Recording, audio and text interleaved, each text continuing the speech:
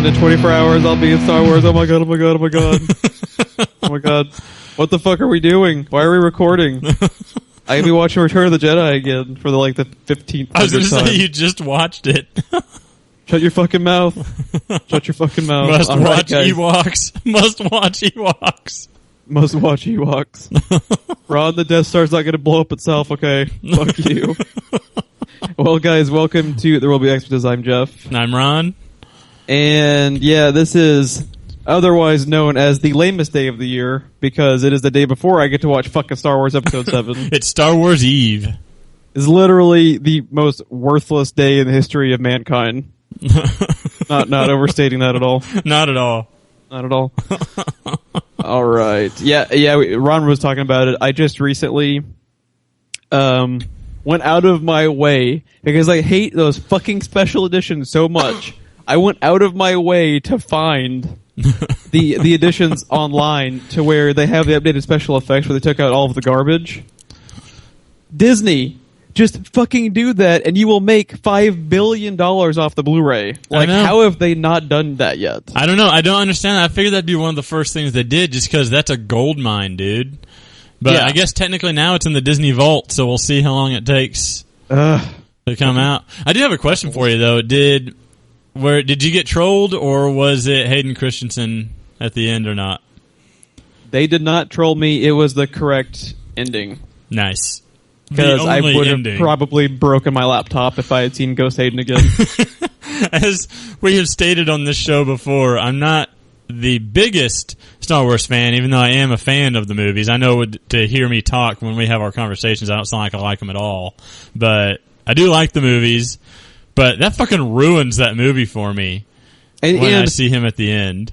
And for you, being like a casual fan, if it ruins it for you, like I'm sure geeks have just had aneurysms. Like, as soon as I push play on that DVD, I'm like, oh god, here it comes. You know, like it's just that's the only thing I think about the whole movie. Is I'm going to see his face for no fucking reason.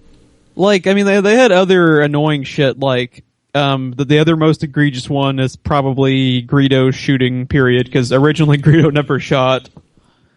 And not only does he, if you actually watched it, like it's an awkward edit too.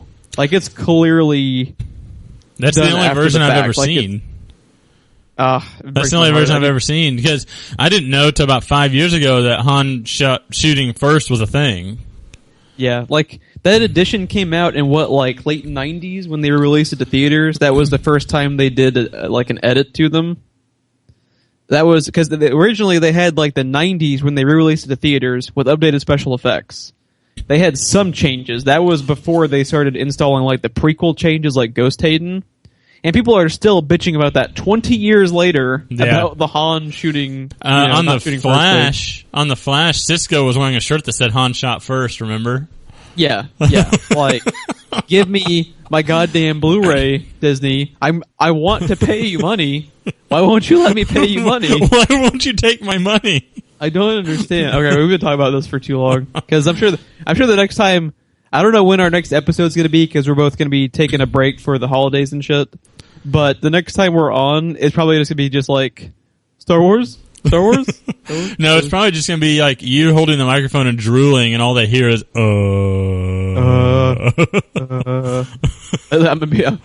podcast is going to be me reporting live from the Cinemark, watching episode 7 for the 15th time.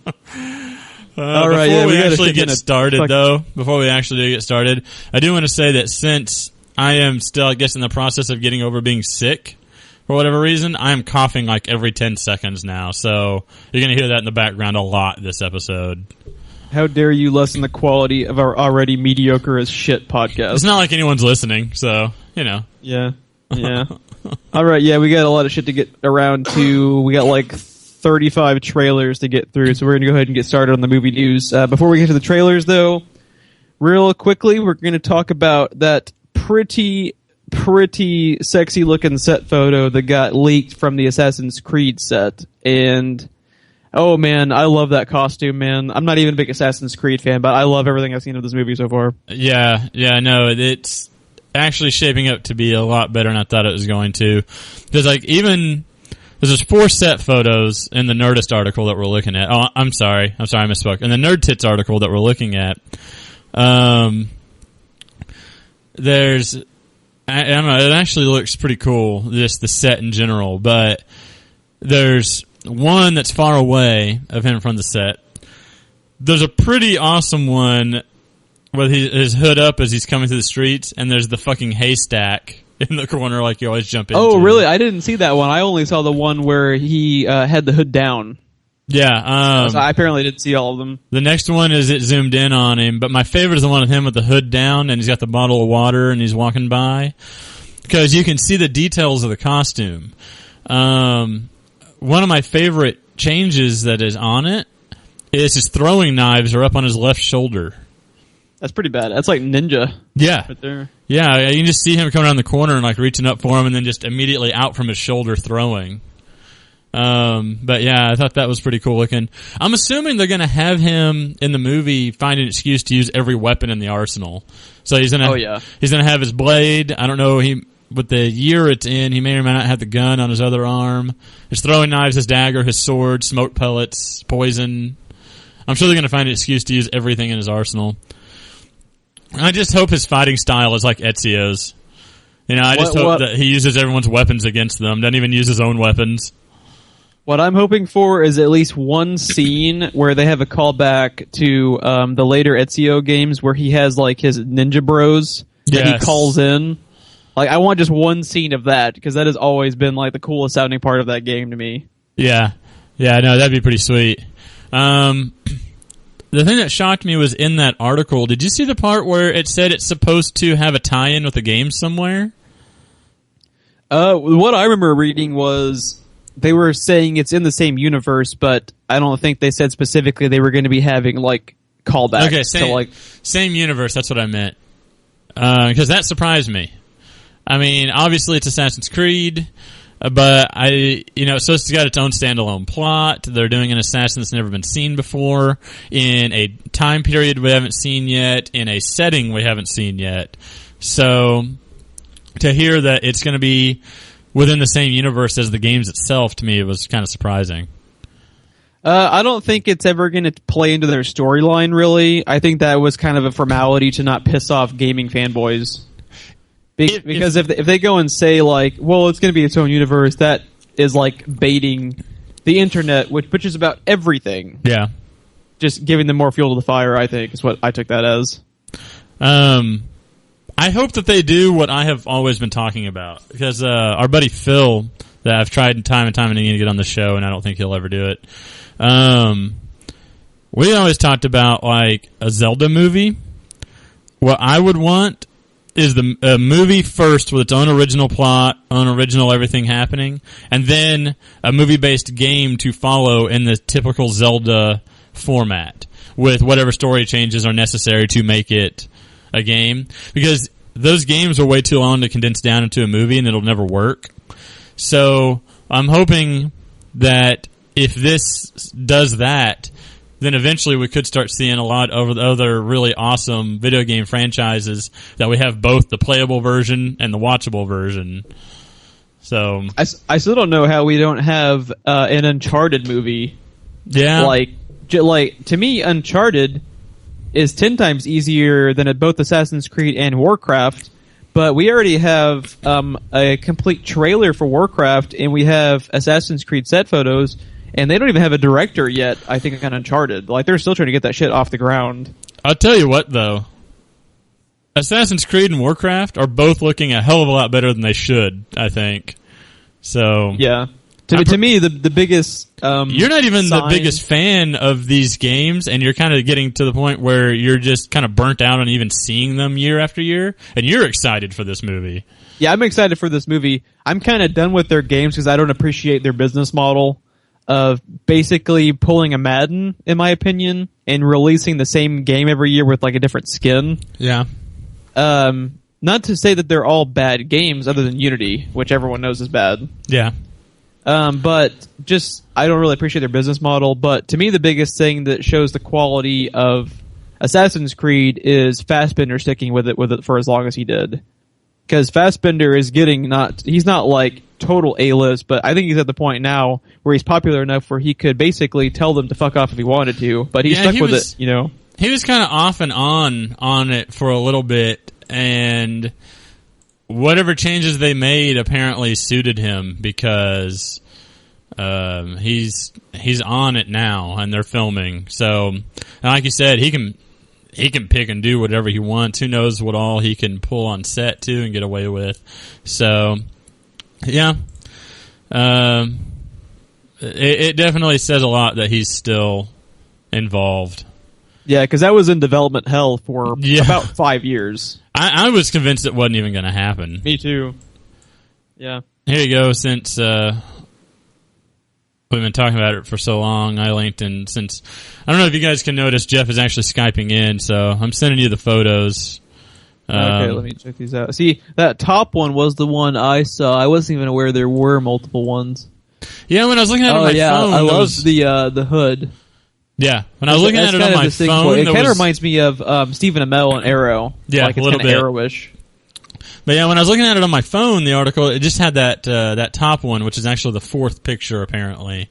But when I look at it on my computer here, I have all 4 photos on this guy's Facebook. So, yeah, I'm looking forward to it. It was December next year, I think. I believe so. I'm not sure if they have an exact day, but I'm pretty sure it's December 2016. Dude, I was talking to you the other day. The movie slate for 2016. Insane. Like, I don't have enough money to afford all the movie tickets. Like, I don't know what the fuck I'm gonna do. Like, it's insane. It's insane and horrible for my wallet, but I cannot freaking wait. Because next year, if even a third of them are good, we got 6 amazing geek movies already for the year. It's insane. December 21st, 2016. Oh, cool. They do have a date. All right. A year and 4 days. So we'll get Warcraft during the summer and Assassin's Creed during the winter, and I'm hoping one of them at least is good to get the video games adaptations going, because we've been desperately needing that, because God knows they're running out of comic books. Yeah. We're getting to the point, I think, of I'm excited for all of this comic book stuff coming up between Marvel and DC, but eventually we will get sick of it, where they need video games to kind of take over eventually, I think. See, not to go off on a tangent or anything, but that's why I was so excited about Ant-Man and Doctor Strange. Because Marvel, I think, is starting to see that, the burnout is coming. And Ant-Man was a fucking heist movie, and Doctor Strange is probably going to be their first horror movie. So, and Guardians of the Galaxy is more similar to Firefly than Iron Man. You know, So I mean, just look back at Phase 2. All of the best stuff was the fresh material. Yes. The best things were basically they took a Winter Soldier and made it like a Cold War spy espionage movie. They hadn't really done that before. Yeah. Guardians is basically like Firefly in the Marvel Universe. Ant-Man, like you said, was a heist film. And then the ones that weren't as good were the rehashes. Avengers Age of Ultron was a rehash. Yes. Iron Man 3 was a rehash. Thor 2 was solid, but it wasn't as good as your Winter Soldier or Ant-Man or Guardians. Yeah. And that was also rehash. I think that was probably the best of the bunch of the ones that weren't doing fresh material. Yeah, I'd agree with that. Its problem was mostly they went back and wrote Loki in a lot more. We don't know what that original movie looked like or how much more Christopher Eccleston was actually in it, because they wrote all of his scenes out almost to involve more Loki. And then went back and filmed more Loki. Which I was okay with. I love Loki. What did you say, sorry? I said, which I'm okay with. I loved Loki. Yeah, my thing with that was I don't think the original script honestly had very much Christopher Eccleston. I think they got to the end of production and realized, wow, our villain kind of sucks balls, so let's go write more Loki scenes. Everyone seems to like Loki. The story that I had always heard was the last you see of Loki was that prison scene, and him not getting out and everything. And then they did a panel shortly after they finished filming it originally, and when Tom Hiddleston walked out on stage, everyone went apeshit, and they're like, oh, crap. So next thing you heard was they went back and were refilming scenes, and they had reworked the script, and we had a lot more Loki. So yeah, it's basically the Marvel equivalent of The Dark Knight. If you go into Dark Knight Rises and Heath Ledger hadn't died, Heath Ledger would have been the star of the movie. Oh yeah. At that point, it would no longer have been Christian Bale's movie. Like, as far as like the fan perspective, they would have gone apeshit for him, and they couldn't really give a shit, about Batman anymore. Yeah, basically, because Dark Knight was all Heath Ledger for me, to be honest. Yeah. So yeah. Anyways. Yeah, but we need to get onto the trailer apocalypse 2015 train because. Okay, really quick though, back to Star Wars. I think it is hilarious. I think it is hilarious how you can tell Hollywood is fucking horrified by Episode 7. Because what did we get the week before Star Wars? Like 17 trailers. Yes. Like no one wants to be overshadowed after the fact by Episode 7. So they all rushed out their trailers, specifically the sci-fi ones, which we'll get to in a second. But with the first one we have on the docket to talk about was, I'm not even sure why they released this teaser trailer when they did for this one, because it doesn't really show anything, to where I think they would have been better suited just waiting to have more to show. Because I think they're still, it looks like pretty early in filming. Well, they're basically riding the train, the movie in question we're talking about here is the Fantastic Beasts and Where to Find Them. And basically, it's just to start getting the hype going from the Harry Potter fans. It doesn't really show you much of anything of the plot or anything. It doesn't show me anything that I'm really interested in, but I'm sure if I was a major Harry Potter fan, I might have lost my mind over some of the stuff in this. I don't know.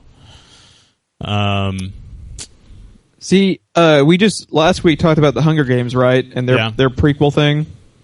I'm actually way more okay with Harry Potter prequels than I am Hunger Games. First of all, when does the last Harry Potter movie come out? Huh? It's been a few years, right? Since Harry Potter finished? Yeah. Harry Potter, it's been a few years, and I honestly think Harry Potter's universe has more opportunities to make stories out of.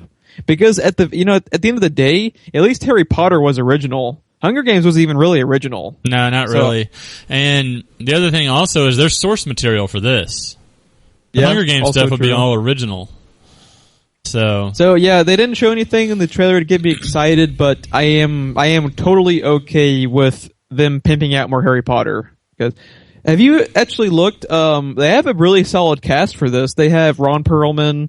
They have Eddie Redmayne. They have Ezra Miller. They have a lot of good up-and-coming actors who I doubt you've seen anything with Eddie Redmayne or Ezra Miller.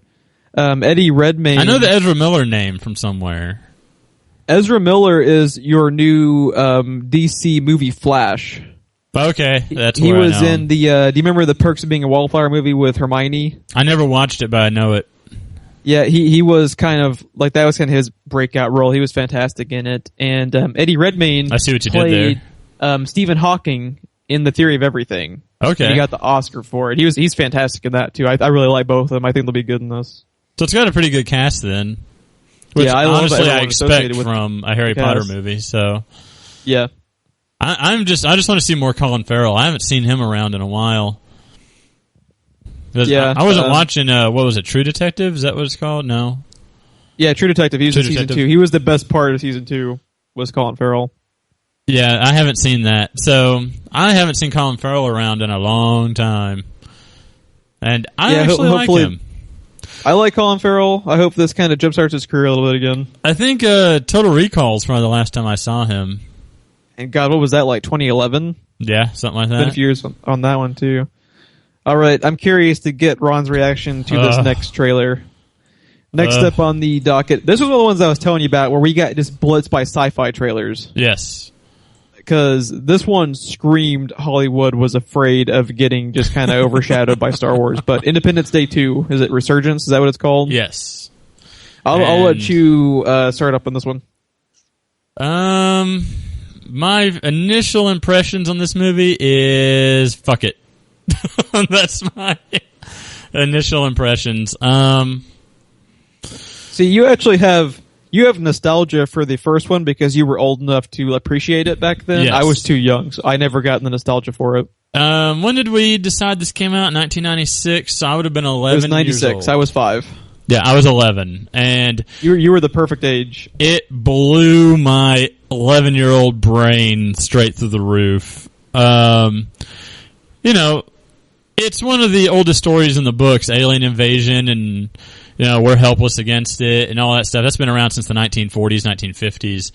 But I mean, you had a lot of pseudoscience in it and everything, and a lot of more fiction than science, but it was a damn good movie, for its day. It's totally fine for that type of movie because that movie exists to entertain. It's not trying to be scientifically accurate. Which brings me to my first point. Why does it need a sequel then? Other than money. Dollar bills, y'all. That's the only reason this movie is happening.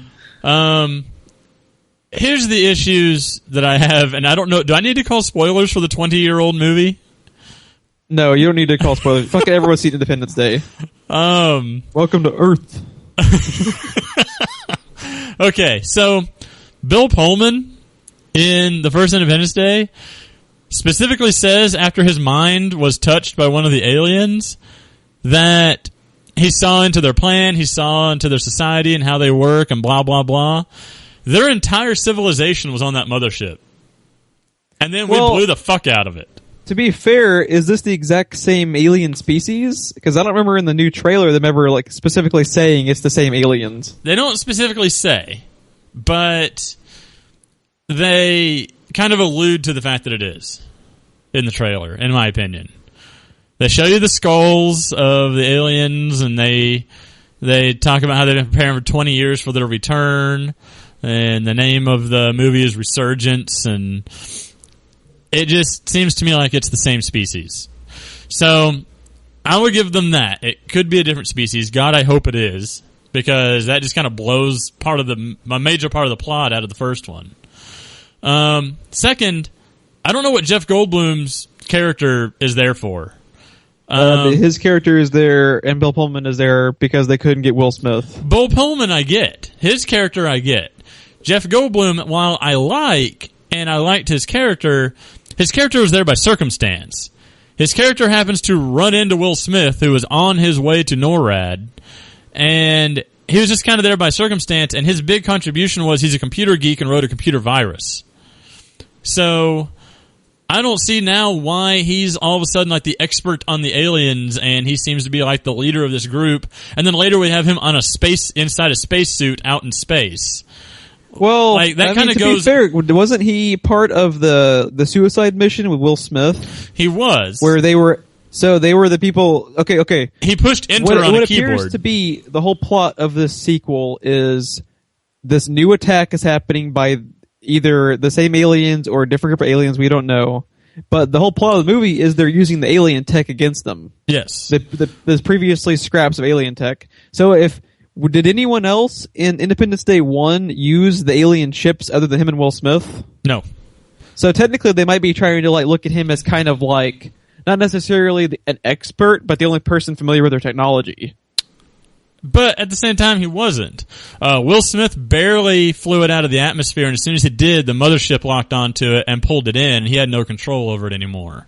Okay. He did. You remember the movie a lot. I've only seen it a few times, and it's been probably 10, 15 years since I've seen it. He did, by the skin of his teeth, manage to get it out of the mothership after they launched the nuclear warhead.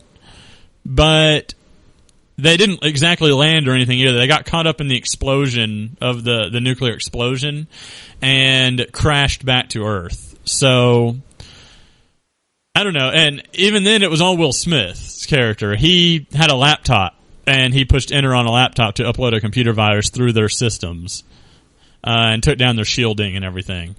So I don't understand what he's doing there, because he wrote a computer virus, and he was only there by circumstance. It wasn't like he wasn't really that important of a character until he goes off on his drunken fury, and Axel from Taxi said, "Don't catch a cold," and then he told him he's a genius and went and wrote a computer virus. See, I think you're being way too logical about it. I think he purely exists for fan service and to make more money. People associate Independence Day with Will Smith, Bill Pullman, and Jeff Goldblum. I know. And they couldn't get Will Smith, so they got two of the other three, and and then they splashed them all over the fucking trailer. And then there's one last thing that is egregious to me. I hate science fiction things that pull science fiction tropes. Okay? I get it. It's alien technology. It doesn't need to constantly fucking glow. Nothing needs to light up. Nothing needs to glow. You don't have to have these weird fucking things hanging off of regular aircraft and everything that glow and are weird shapes because they're alien tech. See, I think you just need to get over that because that's been like that since the dawn of time. I know, and I don't get it because that is the one thing that kills me about that fucking amazing Legends of Tomorrow trailer is his fucking revolver glows. I'm like, okay, he's a time traveler. And I love, again, how you call bullshit on that when they have Hawkman and Hawkgirl flying around with giant wings. I know, he's a fucking time traveler, but because he's a time traveler, his revolver has to glow. I don't. Just give him a fucking revolver. Call Ron, it Firefly. How many aliens have you ran into? How do you know their shit don't glow? Okay. Well, that's just it. Their shit didn't really glow much in the first one. I don't know. Well, dude, it's people. I mean, like, look at the fucking TARDIS. The TARDIS is just like a giant glowy room. Like, yeah, I don't know. I think you're pulling a Kyle Reese's abs with this. My head hurts from watching that, and they did the whole Armageddon thing too, where I don't know about Liam Hemsworth's character in that, but you have Jeff Goldblum in a spacesuit, like out in space, running from aliens.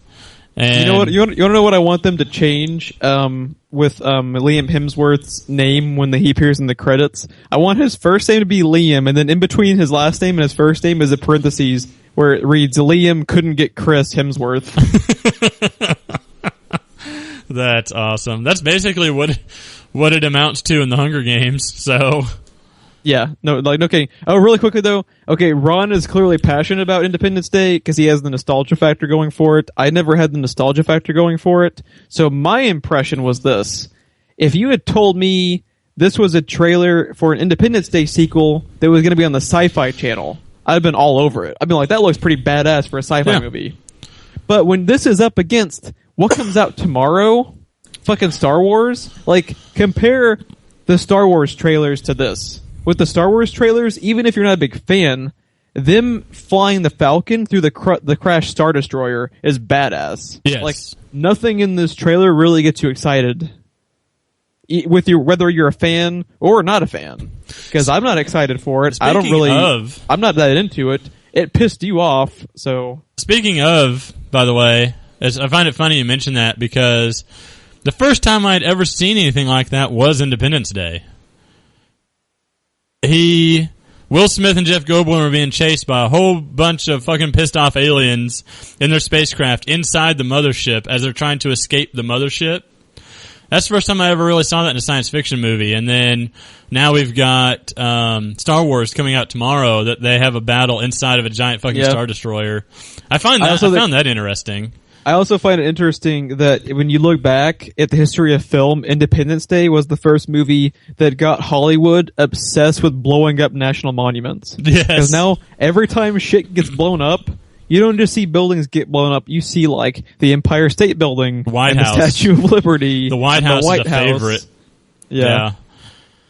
Do you have any other thoughts on Independence Day before we move on?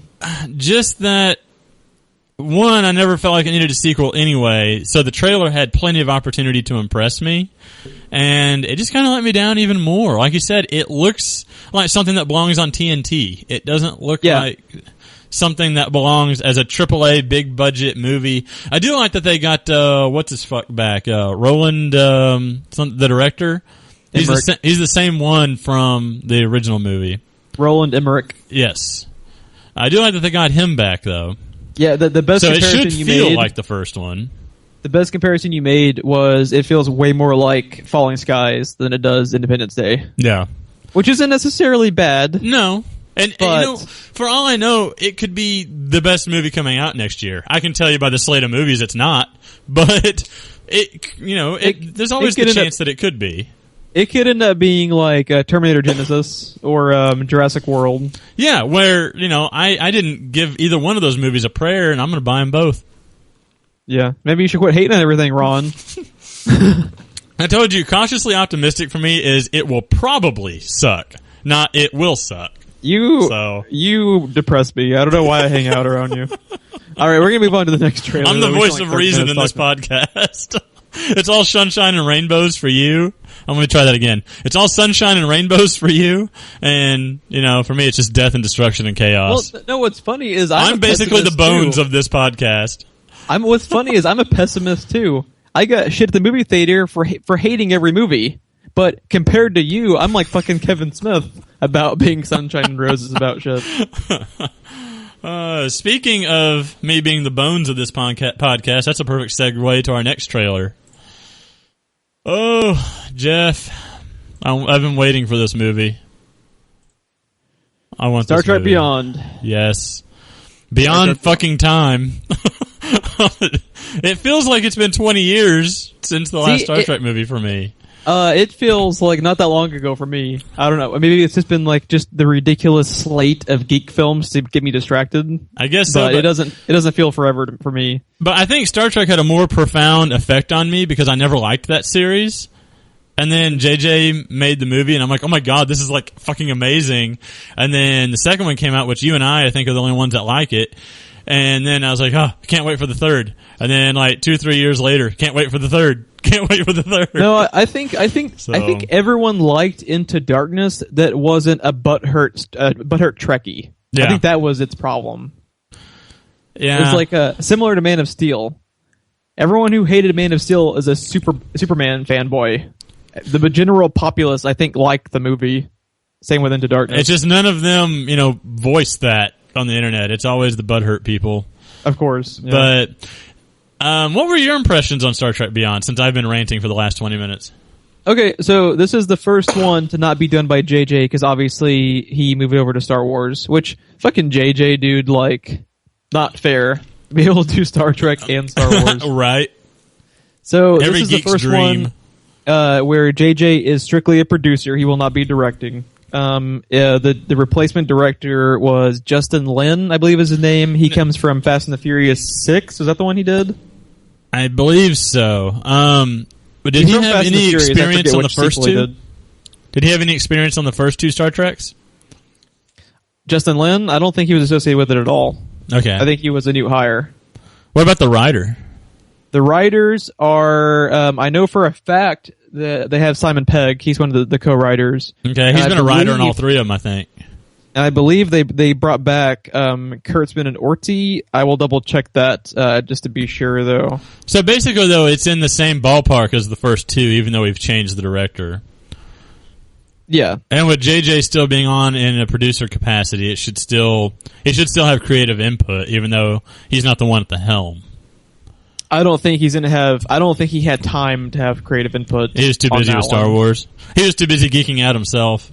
Because like with him being on Star Wars, like if you fuck up a Star Wars movie, yeah, like I mean George Lucas created Star Wars, and he fucked it up. And he fucked it up and dicked with it, and people were like literally about to kill him strictly because of Han not shooting first. Like, right. Now, I have the Star trailer. Wars, you play with fire. I had the trailer playing on loop, and it says that he was the director of Fast and Furious, which would be the fourth one, if I'm not mistaken. Really? Okay. Yeah. Gotcha. Which I really liked that one. That Fast and Furious had a lot of fucking action in it. Okay. I found the Star Trek Beyond writing credits. Simon Pegg, which if you're unfamiliar, he is Scotty. Yes. And looks like they brought back Orty, but not Kurtzman. Okay. He was one of the writers of the first two. So Kurtzman is gone, and they have a couple of other writers. They have 3 other credits besides Gene Roddenberry, the Star Trek creator. They have Patrick McKay, John D. Payne, and Doug Jung. So they have basically continuing in the mindset of it, I think, with Simon Pegg and Roberto Orty. So it's JJ and Kurtzman who are missing. Okay. Yeah, no, it looks pretty good. I'm a big space ship combat guy, so them not having the Enterprise for what's going to look like most of the movie is, I don't know how that's going to go for me, but I'm on board. The first 2 movies are fucking fantastic. I'll watch it. I appreciated how they continued to stick the middle finger to the Trekkies. because it again, like, it even looks more like Star Wars now than it did Yeah. when they were complaining. Like, the whole Beyond trailer is basically a 2-minute-long action scene. Which, by the way, the balls to keep setting the Star Trek universe to Beastie Boys is fucking fantastic. Oh, it was the same song, too, I think, from the first one. No, wasn't it Brass Monkey in the first one? I don't remember. No, I think I'm pretty sure it's the same one. You think it is? I'm pretty sure we will have to fact check that later. I'm not going to like stop the podcast like, no, we must know Beastie Boys. But yeah, no, I do love the moment with Bones and whoever else it was. Well, at least I won't be dying alone, and then they beam him up. That was great. When is the rest of Hollywood going to realize Carl Urban is one of the best actors in Hollywood? I have no idea. Like, just all you have to do is watch Star Trek back to back with Dredd. Yes. And like, holy shit, the dude can do anything. Give him more fucking roles. But yeah. Yeah, it's him and Spock. It's him and Spock. Yeah. I just got to that part in the trailer again. Oh, and dude, coming up is the part in the trailer where he's like in midair reaching out for her as he's being beamed up, and then both of them fall in the teleporter, and he's like, let's not do that again. Yeah. That was amazing. Yeah, what they have going for... Oh, and you hear Idris Elba, but you never see him. Yeah. So, yeah, what they have going for it is they continued having Simon Pegg, and I'm not sure if Pegg got a writing credit for Into Darkness in the first... I don't think it was the first one, but I think Into Darkness, he assisted with the plot. Yeah. But he didn't get like a credit, I think. He might have, I'm not sure. But they have that great cast that, to me, is the seminal cast for reboots. Like, from now until the end of time, I will compare reboot casting with Star Trek. Yes. I think it's beautiful. Like, they all are representations of the characters without being like Chris Pine is not doing a fucking Shatner impersonation, but he's still Kirk. Yeah. Beautiful. I think casting. Kevin Smith mentioned that a few times where like he's clearly Kirk without trying to be William Shatner. But he clearly captures Kirk. So yes. It's pretty impressive. And so does everyone else. Like, they're all fantastic. As far as the casting goes, too, it's kind of a mix of like knowns and not necessarily unknowns, but a lot of lesser knowns. Like, you got Carl Urban and Simon Pegg in there and everything. But I mean, did you really know much of anything about Chris Pine at all until Star Trek? No, that was like that was a casting stroke of genius. Was Chris Pine? Yeah. So, you know, they did pretty good. And what's Spock's name? I can never remember his name. Zachary Quinto. Yeah, never heard of him. Well, you would have. He was famous for Heroes. He was the big bad of Heroes back when Heroes was actually good in the thing. From what I had always heard, that show was never good. But okay, we still got another trailer to get to. Okay. But I cannot wait. Yeah, for Star Trek Beyond. Can't fucking wait. Oh my god, can't fucking wait. Okay. Next up is one Ron is not really equipped to talk about because he's topical and so hasn't seen the previous X-Men film. So I don't know what happened. I think I don't know. I guess I just started getting burned out on X-Men movies. I don't know. I just have lost interest in them, really. I think watching okay, well, obviously the new one is X-Men Apocalypse. That's the new trailer to launch. But what I think is sad is I think what would actually rejuvenate your interest in it is going back, and all you have to worry about now is starting over with First Class. Because basically what they've done... That will never happen, because my wife will want to start from the first X-Men movie. Which it's completely unnecessary, because basically what they've done is they segued into kind of like a reboot of it, basically. Yeah. Like, really, all you need to know is from First Class and Days of Future Past. Like... First Class and Days of Future Past and this are almost like a new trilogy almost. Like, it doesn't have jack shit to do with the old ones anymore. Like, it's just kind of done. Which was smart. Because they had like an organic reboot. To me, it's kind of like the first Star Trek movie that we were just talking about. Because it's its own thing and it's a reboot, but it gives a nod to the originals. Yeah, it's genius. Because what it was like an organic reboot that didn't feel like it didn't take you out of the movie, even though it's a new take on it, and even which is strange because it's kind of like a new take on it, but with the original director. It's weird how it worked out, but you need to You need to see Days of Future Past, because Days of Future Past was one of the best X-Men movies they've done, in my opinion, and Phil's opinion. It's one of our favorites. Okay. Well, that means I won't like it, because usually only two of us agree. We both loved it. I thought it was great, and I was shitting on it. I was being Iran and shitting all over the trailer. I don't know. The one thing that kind of turns me off of it is the Sentinels. Just knowing that Phil they're and even I were in doing it. The same thing, but they totally work for the movie. You just Did have they? to watch the movie because it's its own thing. It's the Sentinels are kind of cool in their own way. They're not the Sentinels but they work for their movie they're doing. Okay. Yeah, you definitely need to go back and watch that. For this one though, Apocalypse, the biggest change they made from the San Diego trailer was everyone fucking hated the way that Apocalypse was Ivan Ooze. But that was like the takeaway. I was gonna say, I was shocked to see that Ivan Ooze was even in this movie. And then they went and removed him.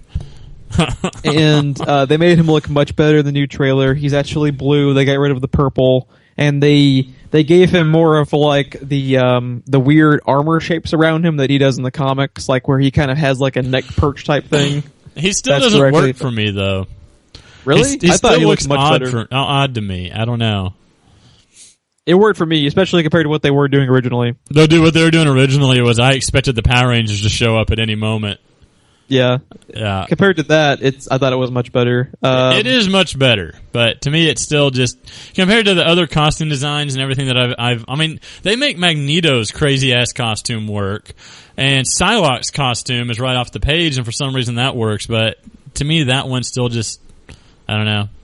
I think with Apocalypse, what they can't really show in the trailer is that they're going to do a whole lot with the special effects to pull off that character. Yeah, where you have to see it. But yeah, I'm looking forward to it. It's not to the point where like, and that's just me in general. I like the X-Men, but I don't hold X-Men in the same boat as like your Batmans or like your Civil War or anything like that. Yeah, I just never have. I'm still waiting for them to make a good Wolverine movie that's at least as good as Hugh Jackman is as Wolverine. Well, they already did. It was X-Men Origins. See, you are the one person on the planet other than Philip who actually likes that fucking movie. And all of your geek cred just went out the window. At least we both admit it has its problems, but it's not the movie you make it out to be. Oh, it's just as bad as I make it out to be. You make it out to be Independence Day 2. It is clearly as bad as I make it out to be. It's fucking horrible. Which, you can just totally skip the second Wolverine movie. I didn't care about that one either. You haven't seen that one either. Which one's that? Is that the one that he's mortal? See, it was so mediocre, I don't remember what the plot was. That was the one where he was in Japan. Okay. That's the second one. That's the one that he's mortal. That's the one I borrowed from Phil for like 3 months and then gave it back without watching it because he asked for it back. Okay, here's what you gotta do. Instead of watching all 35 of the X-Men movies again, just wait for your wife to go to sleep and then just sneak in First Class and Days of Future Past. That's all you have to do. Well, I own First Class. I've seen it several times. She's never seen it though because she wants to start from the beginning. Oh. But I love First Class. But that was just kind of like my last X-Men movie. After First Class, I was just kind of like, it's the way you are about Assassin's Creed with it coming out every year, that's the way I got with X-Men. Because at least with the MCU, I'm getting different heroes and different everything. Yeah, that's a good point. So you do need to at least give Days of Future Past a shot, though. It was a good movie. I understand you getting burned out, but I mean, when's the last time you watched one of them? Like First Class came out in like 2011. I think that's probably the last time I watched one. Yeah, it's probably right after it came out on Blu-ray. It's about to be 5 years. Like, I don't know. Hey, how much do you want to bet that scene at the end of the trailer of James McAvoy with the shaved head is like the last thing you see before credits, or after the credits, because. Yeah. To me, it just feels like Darth Vader at the end of episode 3. That one moment you see him. They've started work on the next one after Apocalypse. I have no idea what it's going to be about, though, because I'm not as plugged into X-Men. Like, I was, obviously, when they queued up Apocalypse at the end of Days of Future Past, I was familiar with both Days of Future Past and Apocalypse, because those are basically the two most famous X-Men stories. Yeah. So I knew those two, but outside of that, I don't know what the fuck they're going to do after it. But I do have one criticism that I've been seeing over and over in this trailer as I have it on loop. They did the fucking sci-fi trope of his helmet now glows. Ron, it's a movie. They make shit glow. Get over it. I don't see why his helmet needs to glow. It never glowed before this movie. Ron, how many Cerebros have you dealt with, and how do you know they don't glow? I just... I love how you complain about Doctor Who. He's in a time-traveling phone booth from the 60s, and you call bullshit because his sonic screwdriver lights up. Like, come on, man. That pisses me off. It has a bunch of blinky lights on it because it's alien tech. So what pisses you off more, everything glowing in sci-fi or the Jeeps in Jurassic World? The glowing in sci-fi. The glowing in sci-fi by far. That's like, for me, what poker in movies is for you, I think. Oh, I fucking hate it. It's a royal flush, because those happen. Fucking idiots. We've spent way too much time. We need to get to the rest of the fucking podcast. We spent so much time on the trailers. We had a lot of trailers to go through, though. X-Men Apocalypse, I'm excited for it. It is not on the level of like Civil War or anything like that, but that was never going to happen because I am not the world's biggest X-Men fan. But that being said, you need to watch Days of Future Past at some point. Next up, we're going to continue the Fox division of Marvel movies, and this isn't actually a new trailer that has come out, but an announcement that one will be soon, and that is that on Christmas Day, Ryan Reynolds announced we will be getting a new Deadpool trailer.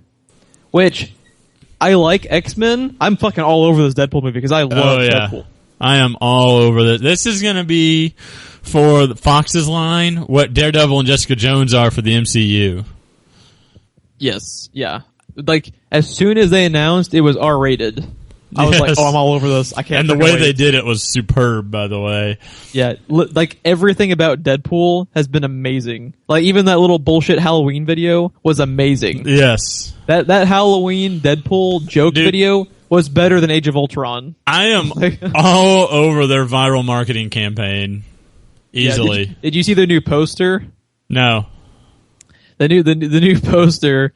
Hold on, I want to get the quote right. I'm going to Google it real quick. Okay. But it's a zoom in of Deadpool's crotch, and he has his gun lined up in front of his crotch. I'm going to try to find the tagline they have with it. Hold on. Vampron. I'm finding it. I'm trying to too. It says, "Wait till you get a load of me." That's awesome. Fucking amazing. I never noticed it too. His freaking belt buckle has like the comic Deadpool logo. Like, that's fucking amazing. I never noticed that before. Yeah. Till I got a zoomed in picture of Ryan Reynolds' junk on the new poster. Yeah, no, I noticed that too. No, it's insane what they have done for the Deadpool movie is up there with what everyone has done, like, in the MCU for all those characters. Like, the level of detail they are bringing to Deadpool, and for the property that it is, which, by the way, I just noticed there's an IMAX logo at the bottom of this poster. So you can see Deadpool's junk in IMAX. Exactly. But yeah, no, to pick a character like Deadpool and then to make it as close to like the comics and everything as they are is just incredible. And for it to be Ryan Reynolds, who is basically Deadpool in real life. So if it's as good as it is as it is in that trailer and as close to the comic as that trailer is, it is the closest adaptation I've ever seen in a comic book movie, period. Which is insane. That of all things to do perfectly, they did Deadpool. They did Deadpool, yeah. Yeah. Oh man. Yeah. Cannot wait. So, new trailer for Deadpool on And Christmas this is a Day. movie. This is a movie also that I'm going to be all over every trailer they have. You know, I don't have enough attachment to Deadpool to worry about spoilers in trailers for that. And their trailers have been fucking awesome so far. So, and it's also not like a story to where you can even get spoiled. Really, like does that movie even raw need a story? entertainment. Does that movie even need a story? It's just going to be the Deadpool comic brought to life with Ryan Reynolds being Ryan Reynolds, and I think it's going to be amazing. And I wouldn't be surprised if at the end of 2016, my favorite comic book movie of the year is Deadpool, even though you had freaking Batman v Superman and Civil War and Doctor Strange. Like, that Deadpool one just looks so amazing that I just can't wait. I can already tell you that just based on what I've seen from these two movies, it's going to be up between Deadpool and Doctor Strange for me, I think. With Civil War being done by the Winter Soldier directors, I have high hopes and high expectations of Civil War. Which you will actually begin to watch the trailer on Star Wars, because you can't hide in the theater once they start playing it. Yeah. Oh, well. In actual Marvel MCU news, this one caught my attention, Jeff. There is a chance that in Guardians of the Galaxy Volume 2, we could be seeing Kurt Russell. And not only Kurt Russell, but as... should we spoiler tag this, even though it's kind of like a theory? I say spoiler tag it because I was pissed that I read it. Oh, really? See, if all you had to hear, in my opinion, was Kurt Russell up for Guardians 2, and you already know what the role would have been.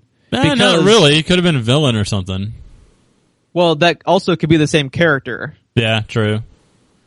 Because with we'll spoiler tag it. He's probably gonna, if he is casted, he's gonna be Star-Lord's dad. See, and I'm hoping that news article doesn't basically CW that. I hope that that's not like a major plot point that he's the villain. If he's going to be the villain, that he's also his dad. I see. That's been my impression since they teased it in the first movie that he's gonna end up being the bad guy of the second one. That's been my impression. That man's an asshole. That guy's an asshole, or whatever they said. Well, because if you remember, Yondu was sent to retrieve him, and he just never turned him in. Yeah, and that's what the line I'm talking about when he said that guy was an asshole or something, and they didn't fulfill the mission. So but no, Escape from New York in Guardians of the Galaxy. Yeah, I think it's gonna be amazing because Kurt Russell, even if you just look at him, I think he kind of looks like he could be Chris Pratt's dad in real life. Oh, I think it's kind of even down to that detail. The MCU is badass on their casting. So, I think he'll be great. I just never thought that we would see Kurt Russell on a comic book property, and if we did, I sure as hell didn't think it'd be Guardians of the Galaxy. So, see, I never would have put it past him. I never would have pegged him for one. Yeah. But a lot you haven't seen Big Trouble in Little China, have you? Not in a long ass time. Big Trouble in Little China is basically a comic book movie. Some of those Carpenter movies he did with him were kind of goofy. Escape from New York, isn't it kind of goofy too, in a way? It's more over the top than goofy. For its day, it was like the Shoot 'em Up or the Smoking Aces of the day. Gotcha. But I'm all over that. I fucking love Kurt Russell. I love Kurt Russell. I love Guardians of the Galaxy. I think it's perfect, and I can't wait. I cannot wait. I've been waiting to get to this one because I've been sitting here staring at Gal Gadot this entire podcast. Remember that night that we had Margot Robbie up? And it was just, I'll wait for you, Margot. that has been Gal Gadot for me all night. Batman vs. Superman character posters were released. Was that today? It was today. That they came out? We got 4 new posters. All 4 of them badass. But the one that struck me the most was the Wonder Woman one. Just because, once again, we have said this 952 times, there's no reason that costume should work. And it not only works, it works in a way where it doesn't just work because she's unbelievably sexy in it. You kind of buy it as a badass. That would be a terrible outfit to wear into battle in real life, but for some reason it fucking looks like you would buy into it, like you were saying.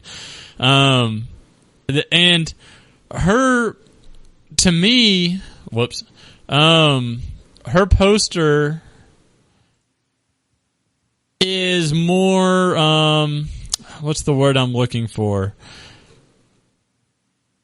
It's just got a lot more going on. It's a lot more dynamic, I guess. Oh, it's got a lot more going on, huh? I see what you did. Oh, yeah. It's got a lot going on. I guess it's a lot more dynamic to me, whereas the other ones are kind of stoic. Because it's just kind of them, like, striking a pose. She looks like she's in the middle of combat already in this poster. Yeah, I see what you mean. Like, hers is the best one, but they all are really, really good. They're all really badass. Except, I mean, Ben Affleck kind of looks like the Michelin Man a little bit, but it's still pretty badass.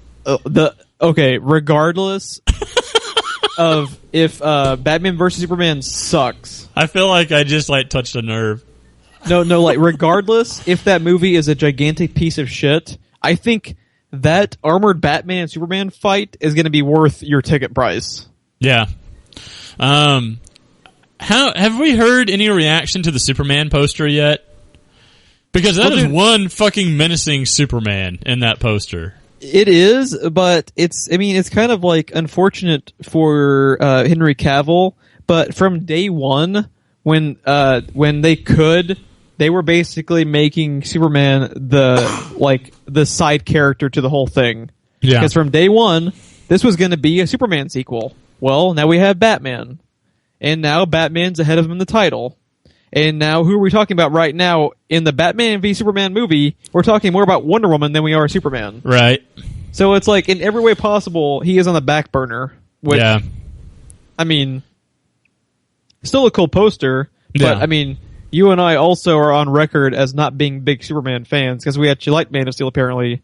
And apparently it's a cinema sin to make your one-dimensional fucking character interesting, internet. Yeah. So, I don't know, the fourth poster is the three of them. And that is a fucking badass poster. Yeah, it really was. I want to own all of these. The original posters too were pretty cool, like where they had like Batman's face with the Superman logo over the eyes and vice versa. Those are pretty cool too. They weren't as good as these, but they were pretty cool. Oh, and every poster, for those that haven't actually seen them, except for the fourth one, has their individual logo stamped over the middle of it in red with the date. So, real quickly before we move on, though, I did want to elaborate a little bit more on the most recent trailer they released. I will go into detail because I know you don't want to watch it, but it gave me kind of the impression to where I think regardless of if this movie is good, I think we're going to walk away really, really being excited for the Wonder Woman and Batman solo movies. yes, I'm already kind of in the neighborhood of excited for both of those, especially the Batman movie. Which, also Aquaman. I'm really excited for the solo Aquaman movie too. But I didn't think I would be that excited for anything involving Batman, that being Ben Affleck. But after I heard Death in the Family / Red Hood storyline, dude, they could make anyone they want Batman, and my ass is in that seat opening night. I cannot freaking wait. Also, dude, if in a freaking Batfleck sequel we got Court of Owls, yeah, like I think I need a moment.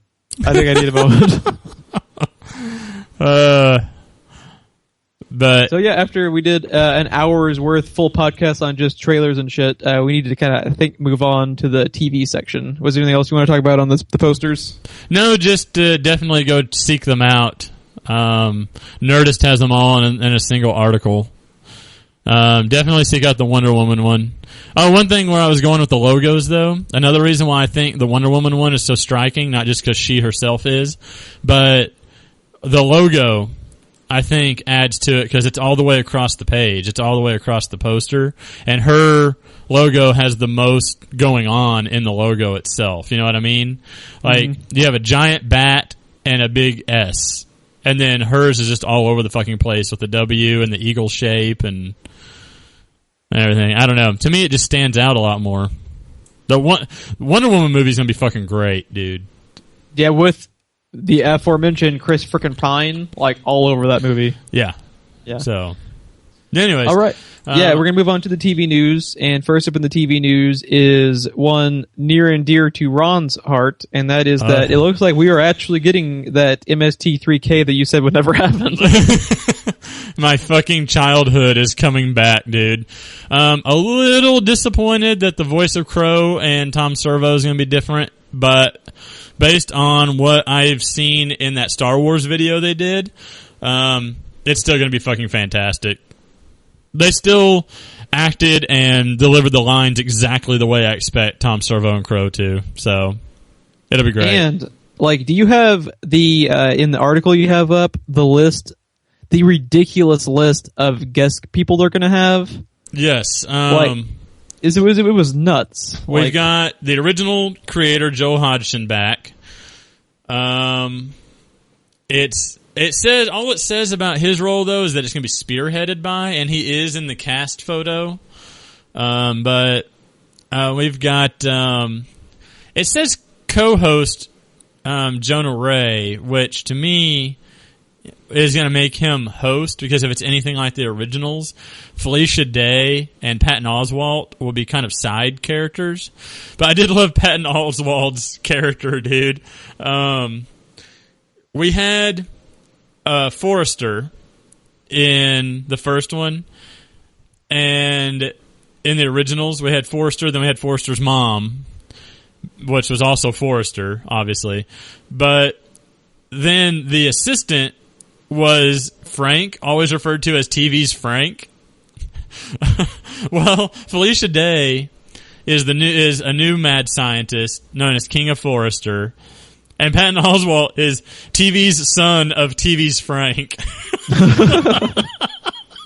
That is fucking fantastic. And then Hampton Yount and Baron Vaughn, I don't know who either one of those are voicing Crow and Tom Servo. Crow is my Twitter profile picture. Crow is my PlayStation Network profile picture. And he was by far my favorite thing out of everything on that show. So if they make him glow, are you just going to shit all over those new reboots? Actually, if they make him glow, it'll be hilarious, because all they do it's okay when Mystery Science Theater glows. All they do is spoof everything, dude. In the picture, though, that they have, Felicia Day, I do appreciate that she's sitting there looking straight at the camera, and then Joel Hodgson is looking over at her while holding a photo of Felicia Day.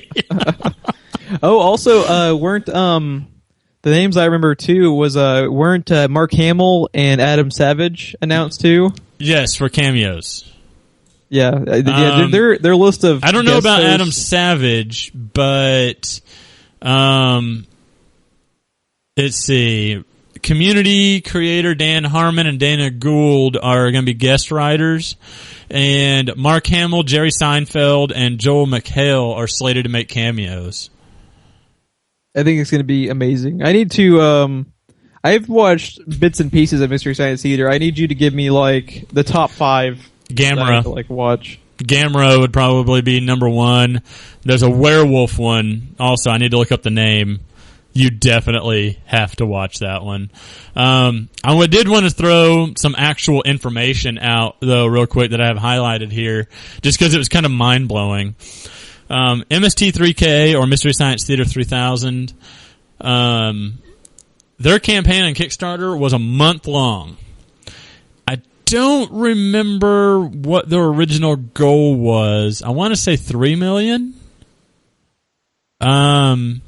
They finished with $5.7 million. If you completely rounded it, it'd be $5.8 million. It is the most funded video project in Kickstarter history. That's awesome. Additionally, through the add-on store, which to me is total bullshit anyway, because most of the time none of that stuff happens, they raised another $600,000. So it brings the total up to $6.3 million. Wow. Now, if I recall, they said to do one episode, they would need $2 million Kickstarter. With $3 million, they can get 12 episodes. Because after the $2 million, they've got everything they need to keep going. They just need the additional $1 million to keep them going, right? And acquire licenses and all the legal shit. But they got so much they now expanded the season from 12 episodes to 14 episodes, which includes a holiday special. So, yeah. It looks like it's coming. Oh, I found how Adam Savage is going to be associated with it, too. He is going to be doing practical effects on the show. Okay. Fantastic. Which I think is really cool. And for those that don't know, Adam Savage is from that's all, folks. Is from Mythbusters. And I think you mentioned Dan Harmon, too, was going to be helping write it. Yes, he's going to be a guest writer. Dan Harmon is one of the creators of Rick and Morty, which I've been trying to get you to watch. Okay. Because it's fucking because they have amazing. Community listed here, but they don't mention Rick and Morty. Dude, yeah, I think the next time I'm over at your house, I'm going to make you watch Rick and Morty. I think you're going to love Rick and Morty. I have to wonder, though, if they're going to have Mark Hamill make a cameo, is there any chance they're doing one of the Star Wars movies? Oh, yeah, totally. Like, that's also an interesting point, too. Like, with Mystery Science Theater happening in 2015, like, what do you think their range of films are going to be spoofing and stuff is going to consist of? You think it's going to be mostly new stuff? I'm assuming... Well, I don't know, because even when they were on originally, they did a lot of black and white films and 80s films and everything, but that was mostly due to, like, they didn't, like, budget constraints and everything, getting licenses and things like that. They didn't do a lot of AAA movies. I don't think they did any AAA movies, to be honest. If they did, they were, like, 1940s AAA movies. So... I don't know. With $6.3 million in the pocket, I don't know what kind of rights that they can buy. The ones that I would want to see more than anything are Transformers 2. Yes. Because fuck Transformers 2. And Avatar or The Last Airbender with Shyamalan. I think they would have a fucking field day. I hope Twilight's in there somewhere. Do what? I hope Twilight's in there somewhere. Yeah. Which weren't they doing that with Riff Tracks though? Wasn't that kind of the same? Yes, group? But that was Mike Nelson.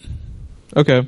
That was Mike Nelson and the second voices of Crow and Tom Servo. Okay. So those guys aren't associated with this one. All right. Well, so you said it was 14 episodes? 14 episodes, including a holiday special.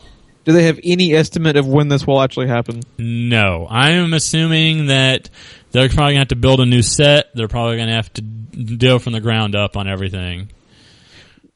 Are they releasing it all online? Or have they been bought by anyone yet? So far, I haven't seen anything saying that.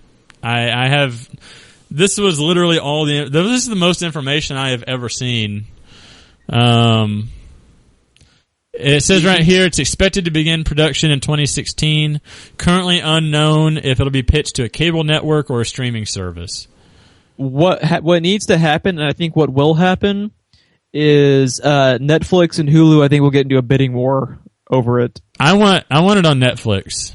Yeah, I don't want to watch fucking bullshit commercials.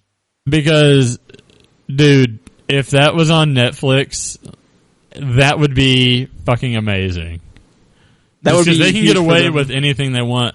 Because, you know, they had to try to stay... There's a real interesting talk that they do about it on one show that I was watching about it.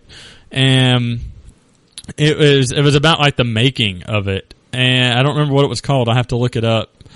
But they were just talking about how...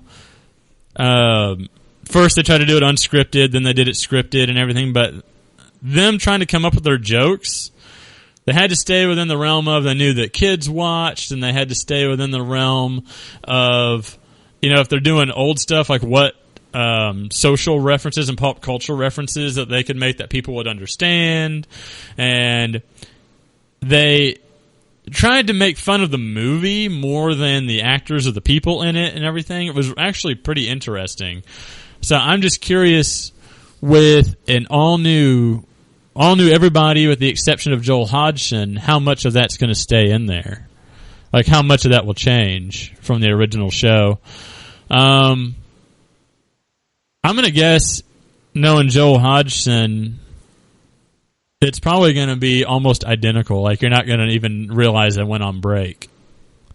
But I think it's going to be amazing with Dan Harmon being associated with it, with all those guest hosts they have. Dude, I adore Patton Oswalt too. TV's son of TV's Frank. That is one of the best character names. I love Patton Oswalt. He doesn't even have a name. It's TV's son of TV's Frank. I think it's going to be awesome. It's actually making me and a lot of other people too who have never gotten to watch very much of it. Like, I'm going to have Ron pick out, top 5 or 10. So by the time this comes out, I'll be kind of up to date on the major ones at least. So yeah, I'm excited for it, and I've never really watched very much of it, so I can only imagine like the diehard fans just geeking out over this. Just so you know, one of my all-time favorite jokes in there tells you everything you need to know about the show. The werewolf one I told you about, that I need to look up the name of. It was about, they found a werewolf skeleton and it scratches somebody, and they start turning into a werewolf. And when they're getting up, there's different scenes where they get up out of the movie theater and take a break, and they do a skit. As they're walking out of the theater, Mike trips and falls over Crow. And then as the thing keeps going on, he gets more and more looking like Crow, because he's a werecrow now. And the voices of Tom Servo and Crow changed about, I think it was like 7 years into the show. The voices changed. And he was like, he looked identical to Crow, just bigger. And he's like, well, what can I come to expect now? And Crow was like, he's like, well, you're going to have parts randomly falling off here and there, and your voice is going to start changing inexplicably about every 7 years. That tells you everything you need to know about the show right there. Yeah, I love meta humor when it's done right, and that's literally all MST3K is. So, yeah. Any other final thoughts on that before we move over to the gaming news, Ron? I can't wait. If it's actually happening, which it's happening. Sounds like it's happening. I either wait. That or what Joel Hodgson is going to go on the run with that $6.3 million. And he was never heard from again. Me. All right. So in gaming news, tell me about this one, Jeff, because I've never heard of this. So once I give you more details about this, you're going to start probably like hyperventilating. Because, okay. Go on. Back when, what year was it when Disney acquired Star Wars? Was it like 2 years ago? Like within the last probably 3 or 4 years at some point? I'd say probably within the last 3 years. So one game that they had in the works, and they actually got it to the point to where I think they had a trailer at one of the E3s or Video Game Awards or something, but it was called Star Wars 1313. And what this game was going to be was the first M-rated Star Wars game that was all about the bounty hunters. Really? And the main character was going to be Boba Fett. Really? Yeah. Were you salivating when you saw the trailer for it? And when freaking Disney got the rights to it, it looked like it was shit-canned, because Disney and the whole M-rating thing on a Star Wars game didn't really, equate, because what we ended up getting was Battlefront, which is awesome, but Battlefront is clearly for all ages. Right. You could play that if you're 3 and you wouldn't be offended by it. Right. But the news related to Star Wars 1313 is that, are you aware of who Kathleen Kennedy is? I know she is name. She's basically now like the George Lucas of Star Wars. Okay. She oversees everything. She's making all the decisions. She was the person who hired JJ and did, basically I like her already. All of the groundwork. You had me at JJ. She was recently in an interview talking about some of their recent projects and stuff, and released the little tidbit of Star Wars 1313 is actually still not shit canned. Okay. They kept all of the stuff when they acquired. Was it LucasArts? Was that the original Star Wars gaming company? Yes. She said that they are actually still looking into 1313. Now, What that means is we might not necessarily get 1313 the way it originally was going to be. They get it in some form. In some form, and it also shows that they're open to maybe even getting, I would kill for an M-rated Star Wars bounty hunter game. I still don't think you'll get that. Even if it wasn't Boba Fett, and even if it wasn't M-rated, just like a more adult tone in a Star Wars game, I think it would be amazing. And considering I'm not even a fan of first-person shooters, and I want to buy Battlefront, I'll be all over it. Yeah, they also. So. I'm not sure if you're familiar with this. I forget the name of the girl though. Okay, so you know how Battlefront is strictly basically just gameplay, and they have the Horde mode and the multiplayer. Yes. Well, they acquired. Like they traded for her in fucking NFL. They hired the one of the head writers for Uncharted to headline a story-driven Star Wars game. Really? So they have not given any more details on this at all. But if you're going to tell me one of the Uncharted writers is doing kind of like a more adult Star Wars story, surely that's not Force Unleashed 3 that people wanted. Surely that's an original title. Yeah, I think it's going to be a more original title or somewhat associated with the new movies. So I don't know. I can't wait though. More Star Wars games, always a good thing. Yes. But yeah, it did break my heart when that originally got canceled because, like, when I probably started frothing at the mouth when I was like, I'm going to be Boba Fett and I can kill people because like you can do that in Battlefront and it's fun, but could you imagine M-rated rocket launchering somebody like as Boba Fett? Like, come on. Yeah, sounds good. You're probably about as disappointed in it possibly being canceled as I was when StarCraft Ghost got canceled. Oh, yeah. Because I was all over first person playing as a Terran Ghost fighting against Zerg and Protoss. And yeah. They did throw her in StarCraft 2, though, Legacy of the Void. She's in the trailers for it. But, okay. But you were going to be playing as Nova, which was a ghost. And in the one of the trailers or whatever, you actually see her, and she calls in as Nova. So they've been using her, but I still want that game, Blizzard. And then Activision acquired them. I'm like, Activision? First-person shooters? Come on. But didn't happen. No, instead we got fucking... I can't even think of what it's called. Pixar. Overwatch? Yes, fucking Pixar Watch. Was it Pixar ripoff? Is what I like to call it. Yeah. And last up in the gaming news is basically my favorite thing that we have ever done on this podcast, and that is bitch about Konami. Oh, the Nazis are at it again. Good Lord, does Konami want the world to hate them? They're doing a good job of that, though. So, literally, Kojima was days away from being out the door. I think it was December 15th. I think it was his last day under contract. Yeah. And they just had to fuck him one more time, dude. Like, and not even just like behind closed doors. Fuck him on fucking Broadway. This is just insult to injury, basically, after they've already taken his name off all the game boxes and everything.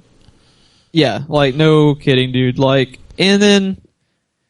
dude, salt in the days wound. away from leaving the company officially, and they could have done one thing to somewhat, like, at least end on a high note. And what did they do? Took the low road. So, the Video Game Awards is apparently kind of a big thing. I have never really cared because I think award shows in general are kind of stupid. I mean, it's kind of like, what the fuck do I care that the Video Game Awards says this is the game of the year? It's completely irrelevant. Well, the problem I have with award shows is, in general, is you get shit like The Martian being nominated for Best Comedy. Oh my god, how the fuck did that happen? How does that happen? I feel like Matt Damon and Ridley Scott looked at each other when that happened. I could have a podcast of me having an aneurysm about how stupid that is. Like, you know what's hilarious? People almost dying on Mars, Ron. Starving to death and living off of nothing but potatoes. That's funny. Like, just, okay, back on topic though. Like, what the fucking fuck, Golden Globes? But, okay, the Video Game Awards are going on.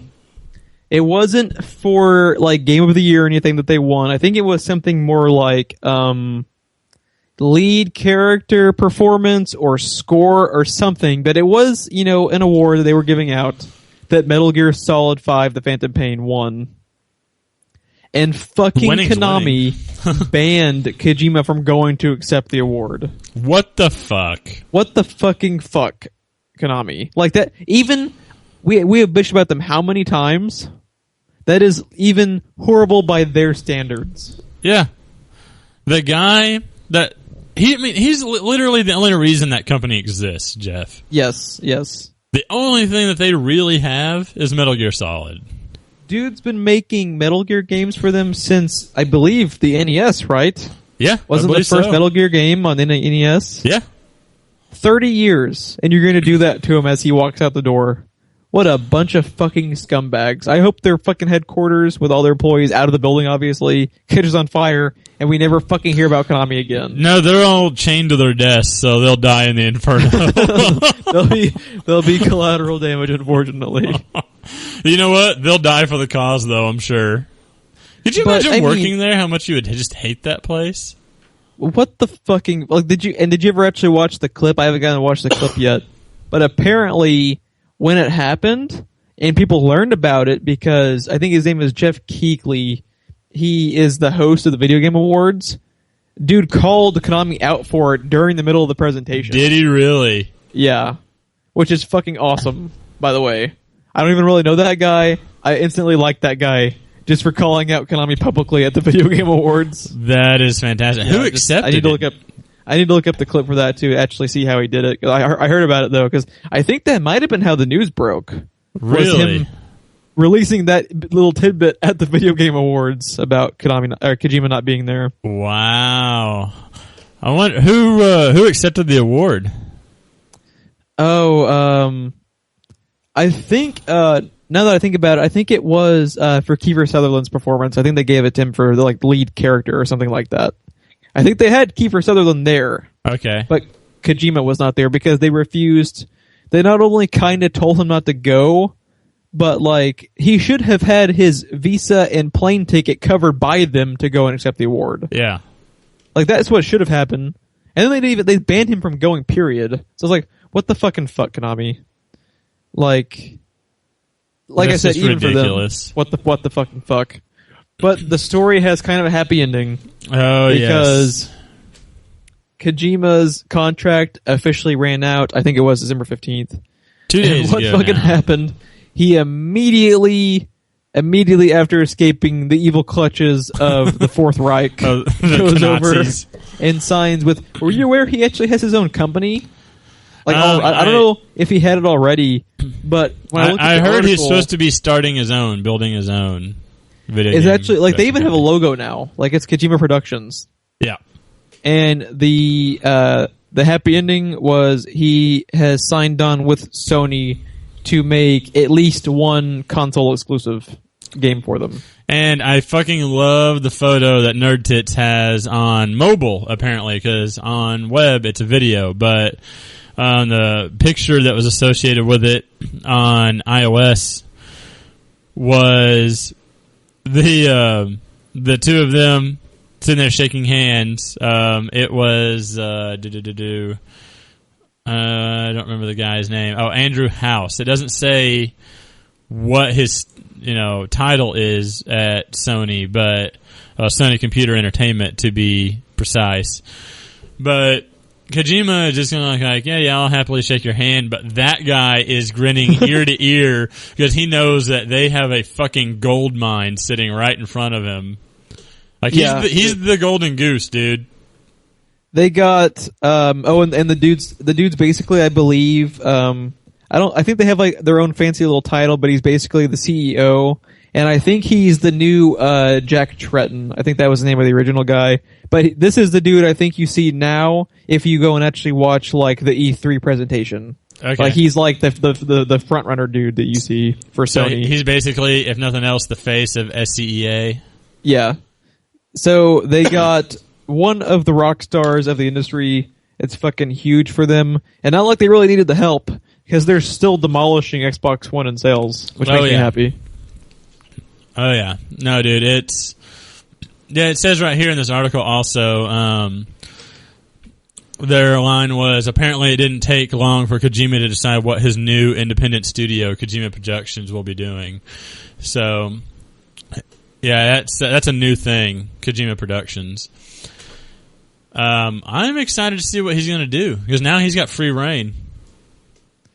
You know what I kind of hope he does? Is I want him to team up now with Del Toro. Oh, God, yes. And I want them to make what I want to have happen is I want Konami to actually get around to making Silent Hills, and then just have Kojima and Del Toro make like a ripoff, like an Overwatch of Silent Hills that's 1 billion times better, and shuts them out and makes them go out of business. And Norman Reedus stars in theirs. Yeah. What's their ripoff name for Silent Hills? It's Quiet Valleys. That's the name of it. There you go. I want this to happen, dude. I want fucking Konami burned to the fucking ground. Because as much as I love bitching about them, they are horrible fucking people who need to go away. Yes, they do. They For really the love do. Of God. They're going to do that themselves when they go to mostly mobile focus too, by the way. So we won't have to worry about them too much longer once that happens.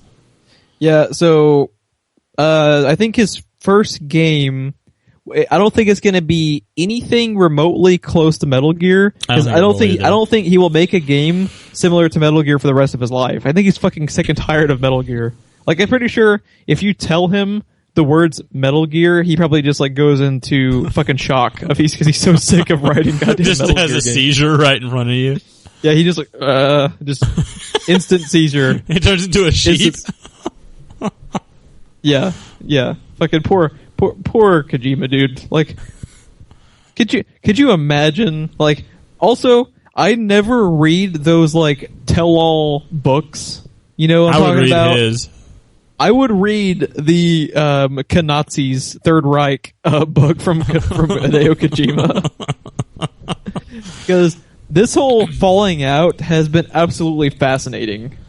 Like, dude, the book should be called Kanazis, and it should be a K that bleeds into like the swastika. Yeah. Fucking. So this is probably gonna be the last time we get to bitch about Konami for a while, until they come back with their Solid Snake mobile game that's garbage, and then we can laugh at them again. So, yeah. Now that Kojima is gone, R.I.P. Konami. You will not be missed. Nope, not at all. And I think with that, that's actually gonna be a wrap to our show. We ended up spending an hour on the trailers and then like 30 minutes on everything else we talked about. Well, that was most of the big news, though. So, yeah, everyone shitting their pants and like, for the love of God, Jerry, get the trailer out before episode 7 hits theaters.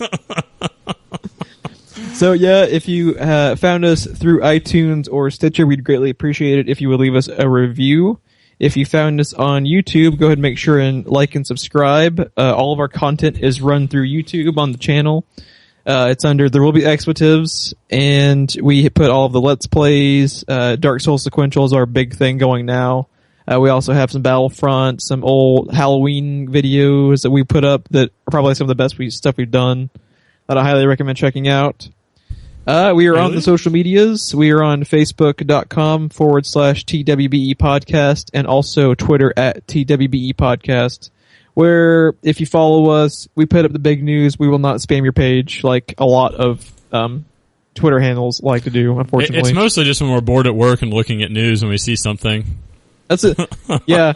Basically, 95% of this podcast happens when we should be working. So that shows you our work commitment.